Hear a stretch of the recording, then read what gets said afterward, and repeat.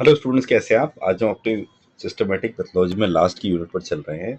कल हमने एनीमिया को एक ब्रॉड लेवल से समझा था। आज हम इसमें दो टाइप के एनीमिया डिटेल में समझेंगे, मेगालोब्लास्टिक और हीमोलाइटिक। तो सबसे पहले डेफिनेशन ऑफ एनीमिया एक रिकैप ले लेते हैं। Anaemia is the decrease in total RBC mass leading to decrease in haemoglobin which again complicates and decreases oxygen delivery. ठीक है। नॉर्मल हीमोग्लोबिन कितना होता है? 13 से 17 रेंज होती है ग्राम पर डेकालीटर। फीमेल में ये 12 से 15 होता है ग्राम पर डेकालीटर। अच्छा, मेगालोब्लास्टिक एनीमिया को की डेफिनेशन क्या है?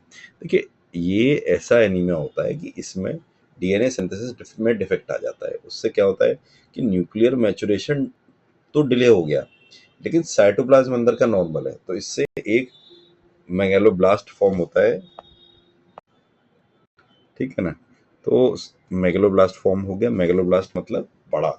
ठीक है। इसका मेन कॉज जो है वो B12 या फॉलिक एसिड की डेफिशिएंसी होता है। एक बार इसकी पैथोजेनेसिस समझ लेते हैं हम। देखिए, डीएनए बनना स्लो हो गया क्योंकि फॉल्टी मैकेनिज्म आ रहा है, तो इससे न्यूक्लियस में मेच्योरिटी नहीं आ पा रही है। वो बढ़े जा रहा है, एक बबल की तरह इंक्रीज हुए जा रहा है क्योंकि सेल डिवीजन कम हो गया है।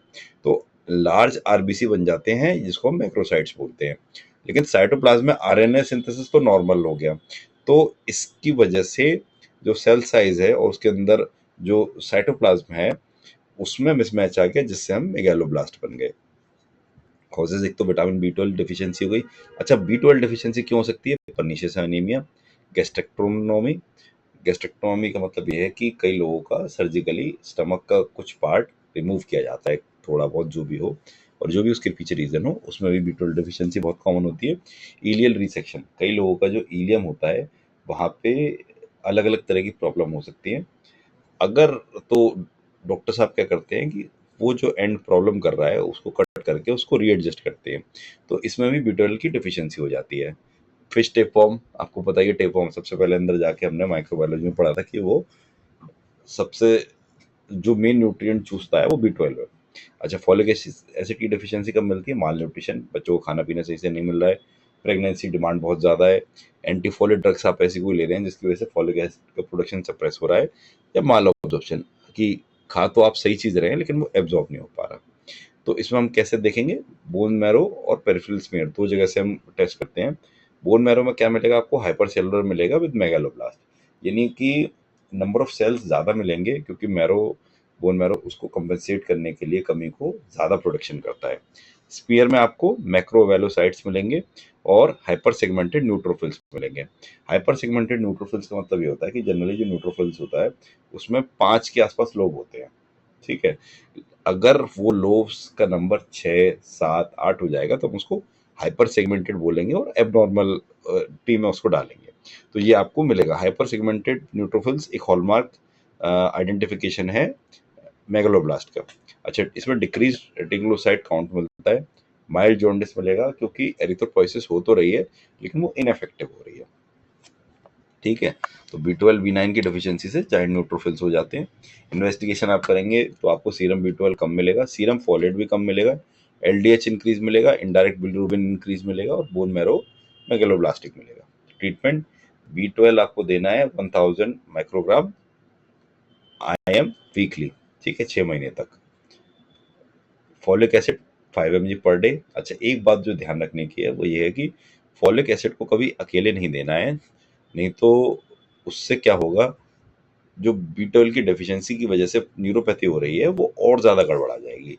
देना है तो दोनों चीज़ों को साथ देना है। इसीलिए आपने देखा भी होगा कि B12 जनरली फॉलिक एसिड के साथ ही आता है टैबलेट फॉर्म में ज़्यादातर कंपनी का। क्लिनिकल फीचर्स क्या मिलेंगे? पेलोर, वही येलोइशनेस मिलेगी, ग्लोसाइटिस, गम्स में प्रॉब्लम, वीकनेस। अच्छा, B12 डेफिशिएंसी से कुछ न्यूरोलॉजिकल सिम्पटम्स भी मिलते हैं। बहुत से लोगों का जो हाथ जैसे वो बहुत देर बैठे रहेंगे चेयर पे, तो उनके काफ्स के पास उन्हें टिंगलिंग सेंसेशन मिलेगा, नमनेस मिलेगी, और सीवियर केसेस में स्पाइन कोर्ड डिजीनरेशन भी मिलता है। अच्छा, इसकी जो डेफिशिएंसी होती है B12 की, वो लगती तो बहुत ज़्यादा सीवियर है, लेकिन अगर हम उसको सप्लीमेंट कर पाएँ बाय इंजेक्शंस और बाय अच्छी टैबलेट्स जिनका एब्जॉर्प्शन है, तो ये ट्रीट भी हो जाती है। ठीक है ना? ये हमारा हो गया मेगालोब्लास्ट। फिर अब आ जाते हैं हम सेकंड एनीमिया, जो कि हमारा हीमोलाइटिक, जैसे कि नाम बता रहा है, हीमोलाइटिक यानी हीमो यानी कि आरबीसी, लाइटिक मतलब टूटना, यानी ये वो अनीमिया है which is due to increase destruction of RBC. और जो हमारा बोन मैरो है वो अपना कितना भी प्रोडक्शन इंक्रीज कर ले तो वो कंपनसेट नहीं कर पा रहा। नॉर्मल आरबीसी का जो लाइफ स्पैन होता है वो 120 दिन होता है, जबकि हेमोलाइसिस में लेस देन 20 डेज होता है। क्लासिफिकेशन इनहेरिटेड दो तरीके से होता है ये हेमोलाइटिक एनीमिया, इनहेरिटेड और एक्वायर्ड। इनहेरिटेड कैसे होता है, इसमें हेरिडिटरी स्पेरोसाइटोसिस होता है, ठीक है। G6PD डिफिशियंसी, G6PD देखिए स्पेरोसाइटोसिस में मैं आपको बताता हूँ, स्फेरिकल शेप के जो सेल्स होते हैं वो उनका destruction, G6PD glucose 6 phosphate dehydrogenase, और ये एक ऐसा एंजाइम होता है वाइटल जिसके बिना बॉडी फंक्शन नहीं कर पाती, वो बहुत मास लेवल पे इसकी डिफिशियंसी मिलती है। फिर थैलेसीमिया, सिकल सेल, मतलब ये प्रॉब्लम होगी तो अपने आप बॉडी में ये प्रॉब्लम आएगी। सेकंड हो गया हमारा एक्वायर्ड, एक्वायर्ड में आ गया immune haemolytic anaemia, mechanical DIC, DIC मतलब डिसेमिनेटेड इंट्रावेस्कुलर कोगुलेशन, इसमें बॉडी की जो क्लॉटिंग करने की एक्टिविटी है वो बहुत हाइपर हो जाती है, एग्जेजरेट हो जाती है, ठीक है।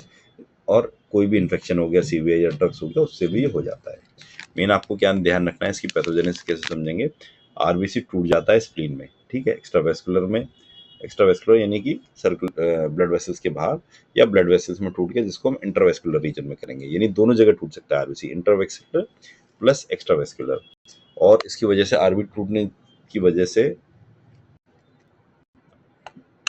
ठीक है, तो अच्छा, अगर आरबीसी में से हीमोग्लोबिन निकल जाएगा तो बिलिरुबिन हमारी बॉडी में इंक्रीज हो जाएगा जिससे जॉन्डिस मिलेगा।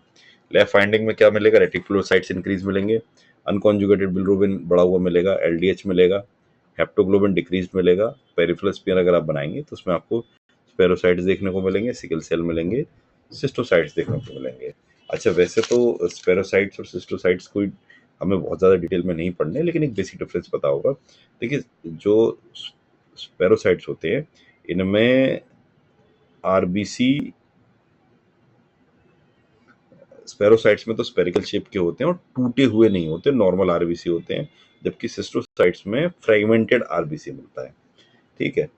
बोन मैरो क्लिनिकल फीचर्स में क्या मिलेगा, बोन मैरो में अगर आप देखेंगे तो आपको एरिथ्रॉइड हाइपरप्लेजिया मिलेगा। हाइपरप्लेजिया मतलब increase in the number of cells uncontrolled almost.